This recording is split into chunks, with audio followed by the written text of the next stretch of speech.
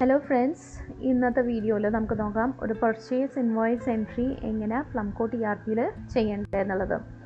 Purchase invoice നമുക്ക് രണ്ട് രീതിയിൽ ഓപ്പൺ ചെയ്യാൻ പറ്റും. ഒന്ന് ഡാഷ്ബോർഡിനകത്ത്, ഇവിടെ സപ്ലയേഴ്സ് ആൻഡ് പർച്ചേസിനകത്ത് ഇവിടെ പർച്ചേസ് ഇൻവോയ്സ് ഉണ്ട്. അടുത്തത് നമ്മൾ ഇൻവെൻട്രി മെനുവിനകത്ത് പോയിട്ട് കഴിഞ്ഞാൽ പർച്ചേസിനകത്ത് ഇവിടെ പർച്ചേസ് ഇൻവോയ്സ് ഉണ്ട്. പർച്ചേസ് ഇൻവോയ്സ് നമുക്ക് ഓപ്പൺ ചെയ്യാൻ Ctrl+P എന്ന ഷോർട്ട് കട്ട് കീ കോമ്പിനേഷനും ഉപയോഗിച്ചിട്ട് നമുക്ക് പർച്ചേസ് ഇൻവോയ്സ് ഓപ്പൺ ചെയ്യാൻ പറ്റും. പിന്നെ നമ്മൾ ഈ ഡോക്യുമെൻ്റ് ഉണ്ടാക്കുന്നത് എപ്പോഴാണ് നമ്മൾ ഒരു പർച്ചേസ് നടത്തുന്ന ഒരു പ്രോഡക്റ്റ് മേടിക്കുന്നത്, അപ്പോഴാണ് നമ്മൾ പർച്ചേസ് ഇൻവോയ്സ് ഡോക്യുമെൻ്റ് ക്രിയേറ്റ് ചെയ്യുക. അപ്പോൾ ഈ ഇൻവോയ്സിൽ നമ്മളുടെ പ്രോഡക്റ്റ് എന്താണ് നമ്മൾ പർച്ചേസ് ചെയ്ത പ്രോഡക്റ്റ് ഉണ്ടാവും, പിന്നെ എന്ത് ടൈപ്പ് ഓഫ് പേയ്മെൻറ്റാണ് നമ്മൾ ചെയ്തത്, പിന്നെ എത്ര ദിവസമുണ്ട് പേയ്മെൻറ്റിന്, അത് ഏത് ദിവസമാണ് പേയ്മെൻറ്റ് ചെയ്തത്, ഈ ഡീറ്റെയിൽസ് എല്ലാമാണ് ഈ പർച്ചേസ് ഇൻവോയ്സ് എന്ന ഡോക്യുമെൻറ്റിൽ ഉണ്ടാവുക.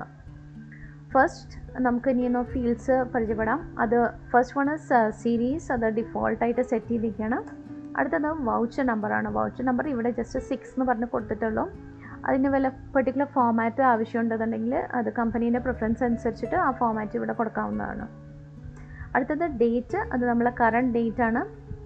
നെക്സ്റ്റ് വെയർഹൗസ് പറയുന്നത് നമ്മൾ സ്റ്റോക്കാണ്, പ്രൊഡക്ട്സ് സ്റ്റോക്ക് ചെയ്യുന്നതിൻ്റെ അതാണ് ഡെപിക്റ്റ് ചെയ്യുന്ന വെയർഹൗസ്.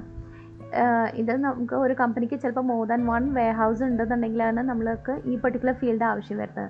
ഇനി ഒറ്റ വെയർഹൗസ് ഉള്ളത് വെച്ചാൽ അവിടെ നമ്മൾ മെയിൻ സെലക്ട് ചെയ്ത് കൊടുക്കും.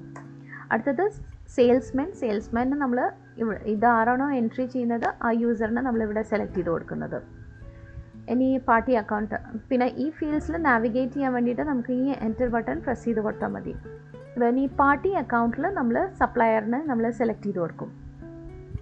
അപ്പം ഇതിലിപ്പം നമ്മളുടെ സപ്ലയർ ലോക്കൽ പർച്ചേസ് ആണെങ്കിൽ നമുക്ക് ഈ ക്യാഷ് അക്കൗണ്ട് സെലക്ട് ചെയ്ത് കൊടുത്താൽ മതി. ഇനിയല്ല നമ്മുടെ ഇവിടെ സപ്ലയർ ഇല്ല എന്നുണ്ടെങ്കിൽ നമുക്ക് ഇവിടെ വെച്ചിട്ട് തന്നെ സപ്ലയറിനെ ക്രിയേറ്റ് ചെയ്യാൻ പറ്റും. സപ്പോസ് ഇത് നമ്മളുടെ ഇതാണ് നമ്മളുടെ സപ്ലയറിന് വയ്ക്കുക. അപ്പോൾ നമ്മൾ ജസ്റ്റ് പേര് ഇവിടെ അടിച്ചു കൊടുത്തു. അപ്പോൾ നമുക്ക് പ്രോംപ്റ്റ് വന്നു, നമ്മൾ ഇനി ഇവിടെ സപ്ലയറിൻ്റെ ഇൻഫർമേഷൻസ് കൊടുക്കണം. അപ്പം ഇവിടെ നമ്മൾ ജസ്റ്റ് സപ്ലയർ ഗ്രൂപ്പിൽ സപ്ലയർ എന്ന് പറഞ്ഞ് കൊടുക്കും. ബാക്കി ഡീറ്റെയിൽസൊക്കെ വേണമെങ്കിൽ ഫില്ല് ചെയ്യാം, മാൻഡേറ്ററി അല്ല. ഫ്യൂച്ചർ റെഫറൻസിന് എപ്പോഴും നല്ലതാണ് ഈ ഡീറ്റെയിൽസൊക്കെ ഫില്ല് ചെയ്തിരിക്കുന്നത്. ഇനി ഡീറ്റെയിൽ ഫില്ല് ചെയ്ത് കഴിഞ്ഞിട്ട് നമുക്ക് സേവ് ബട്ടൺ ക്ലിക്ക് ചെയ്യാം. അതോടെ നമുക്കിത് ഇവിടെ പാർട്ടി നെയിമിൽ നമുക്ക് നമ്മുടെ സപ്ലയറിൻ്റെ പേര് വരും. ഓക്കെ, അത് കഴിഞ്ഞാൽ നമ്മുടെ ബി അഡ്രസ് എന്ന് പറയുന്നത് നമ്മുടെ ബില്ലിംഗ് അഡ്രസ്സാണ്. റിമാർക്ക്, എന്തെങ്കിലും റിമാർക്ക് ഉണ്ടോ ഈ വൗച്ചർ നമ്പറിനെ പറ്റിയിട്ട്, ഈ പർച്ചേസ് ഇൻവോയ്സിനെ പറ്റിയിട്ടെങ്കിൽ അതിവിടെ കൊടുക്കാം. അടുത്ത ഫോൺ നമ്പറിൽ ഫോൺ നമ്പർ കൊടുക്കാം. ബില്ലിംഗ് മോഡിൽ നമ്മൾ സെലക്ട് ചെയ്യും ഈ സപ്ലയറിന് എന്ത് ടൈപ്പ് ഓഫ് പേയ്മെൻ്റ് ആണ് നമ്മൾ അലോട്ട് ചെയ്തിരിക്കുന്നതെന്ന്. ഇതർ അത് ഒരു ക്യാഷ് പേയ്മെൻ്റ് ആവാം, അല്ലെങ്കിൽ ക്രെഡിറ്റ് പേയ്മെൻ്റ് ആവാം. ബൈ ഡിഫോൾട്ട് ഇത് ക്രെഡിറ്റ് ആയിട്ടാണ് ഇരിക്കുന്നത്. പിന്നെ നമ്മൾ എപ്പോഴാണോ നമ്മൾ പേയ്മെൻറ്റ് ചെയ്യുന്നത് അത് നമ്മൾ ഈ ഡ്യൂ ഡേയ്സിൽ സെലക്ട് ചെയ്ത് കൊടുക്കുക. ഇൻ കേസ് അതൊരു 10 ദിവസം കഴിഞ്ഞിട്ടൊക്കെ ആണെങ്കിൽ ഓക്കെ, ഇവിടെ 9 ദിവസം ഫ്രം ടുഡേ, അത് 9 ദിവസം കഴിഞ്ഞിട്ടാണെന്നുണ്ടെങ്കിൽ ആ പെർട്ടിക്കുലർ ഡേറ്റ് ഇവിടെ സെലക്ട് ചെയ്ത് കൊടുത്താൽ ആ ഡ്യൂ ഡേയ്സ് ഇവിടെ ഓട്ടോമാറ്റിക്കലി വരും. പിന്നെ ഇൻവോയ്സ് നമ്പറിനകത്ത് നമ്മൾ സപ്ലയർ പ്രൊവൈഡ് ചെയ്തിട്ടുള്ള ഇൻവോയ്സ് നമ്പറാണ് നമ്മൾ കൊടുക്കേണ്ടത്. അടുത്തത് നമ്മൾ ഇൻവോയ്സ് ഡേറ്റിൽ നമ്മൾ സെലക്ട് ചെയ്ത് കൊടുക്കുക. സപ്ലയർ തന്നിട്ടുള്ള ഇൻവോയ്സ് ഡേറ്റ് ആണ് കൊടുക്കേണ്ടത്. ഇനി നമ്മൾ പ്രൊഡക്റ്റ് നമ്മൾ സെലക്ട് ചെയ്യാം. ഓക്കെ, അപ്പം നമ്മളുടെ ഈ പ്രൊഡക്റ്റ് ഇതിൽ ലിസ്റ്റിൽ ഇല്ലാത്ത ഒരു പ്രൊഡക്റ്റ് ആണെന്നുണ്ടെങ്കിൽ അപ്പം നമുക്ക് പ്രൊഡക്റ്റിൻ്റെ ഫോം വരും. അതിൽ നമ്മൾ പ്രൊഡക്റ്റിൻ്റെ ഇൻഫർമേഷൻസ് കൊടുത്താൽ മതി. ഇനി അല്ലാന്നുണ്ടെങ്കിൽ അതിൻ്റെ ലെഡ്ജർ കോഡ് ഓൾറെഡി ആഡഡ് ആണെങ്കിൽ ആ ഡ്രോപ്പ് ഡൗൺ ലിസ്റ്റിൽ നമുക്കത് ഉണ്ടാവും. പർച്ചേസ് റേറ്റും സെയിൽ റേറ്റും കൂടെ കൊടുക്കുന്നതായിരിക്കും നല്ലത്.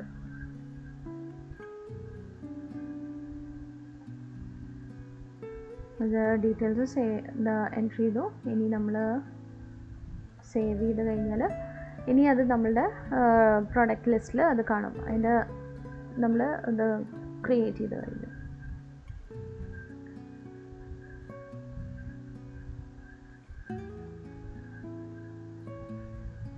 പ്രൊഡക്റ്റ് എൻട്രി ചെയ്ത് കഴിഞ്ഞാൽ ഇനി നമുക്ക് അതിൻ്റെ ക്വാണ്ടിറ്റിയും കൂടെ കൊടുത്തേക്കാം.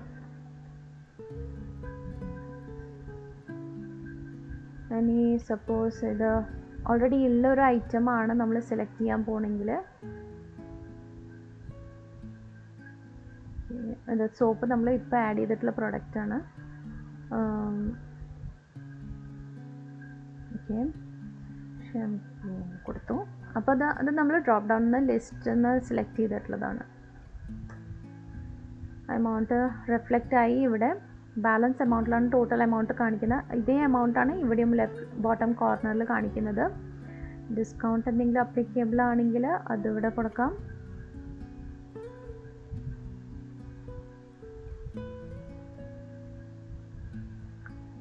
പിന്നെ ഫ്രൈറ്റ് ചാർജസ് എന്തെങ്കിലും ഉണ്ടെങ്കിൽ അതും കൊടുക്കാം ഇവിടെ. എന്നിട്ട് നമുക്ക് ആ എമൗണ്ട് എല്ലാം ഓട്ടോമാറ്റിക്കലി ഇവിടെ ഡിസ്കൗണ്ട് ഡിഡക്റ്റ് ആവും, ഫ്രൈറ്റ് ചാർജസ് ആഡഡ് ആവും. അത് എല്ലാ എമൗണ്ടും നെറ്റ് എമൗണ്ടിൽ ഇവിടെ ബാലൻസ് എമൗണ്ടിലാണ് കാണിക്കുന്നത്. വൺസ് ഈ ഡീറ്റെയിലൊക്കെ ആയി കഴിഞ്ഞാൽ, ഫിൽ ചെയ്ത് കഴിഞ്ഞാൽ നമുക്ക് സേവ് ബട്ടൺ ക്ലിക്ക് ചെയ്യാം, റെക്കോർഡ് സേവ് ആക്കാൻ വേണ്ടിയിട്ട്. അപ്പോൾ നമ്മൾ ഈ ഇൻവോയ്സ് പോയിട്ട് നമ്മുടെ ഡേറ്റാബേസിൽ പോയിട്ട് സേവ് ആവുന്നത്. ഇനി ഈ ഇൻവോയ്സ് സേവ് ആയി കഴിഞ്ഞാൽ നമുക്ക് എല്ലാ ഇൻവോയ്സസും ഒരുമിച്ച് കാണണമെന്നുണ്ടെങ്കിൽ നമുക്ക് ഒരു ഫൈൻ ബട്ടൺ ഉണ്ട്, അത് Ctrl+F പ്രസ് ചെയ്യാം, എല്ലാ ഇൻവോയ്സസും ഒരുമിച്ച് കാണാൻ വേണ്ടിയിട്ട്.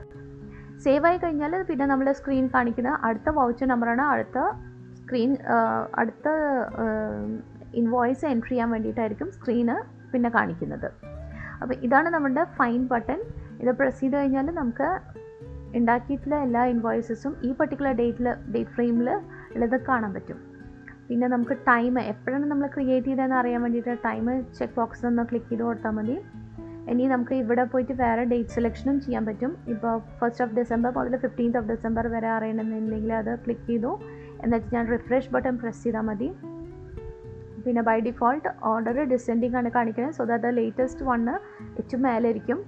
അല്ല ഇനി ഏറ്റവും പഴയത് കാണണമെന്നുണ്ടെങ്കിൽ അസെൻഡിങ് ഓർഡർ ആക്കിയിട്ട് റിഫ്രഷ് കൊടുത്തു കഴിഞ്ഞാൽ പഴയ ഇൻവോയ്സസ് കാണിക്കും. പിന്നെ ഒരു പർട്ടിക്കുലർ ഇൻവോയ്സ് കാണണമെന്നുണ്ടെങ്കിൽ അതിൻ്റെ മുകളിൽ പോയിട്ട് ഡബിൾ ക്ലിക്ക് ചെയ്ത് കഴിഞ്ഞാൽ ആ പർട്ടിക്കുലർ ഇൻവോയ്സിൻ്റെ ഡീറ്റെയിൽസിലേക്ക് പോകും. അപ്പം നമുക്ക് ഒരു പർട്ടിക്കുലർ ഇൻവോയ്സിൻ്റെ ഫർദർ ഡീറ്റെയിൽസ് നമുക്ക് അങ്ങനെ ഓപ്പൺ ചെയ്തെടുക്കാൻ പറ്റും. അത്രയേ ഉള്ളൂ പർച്ചേസ് ഇൻവോയ്സ്. Thank you.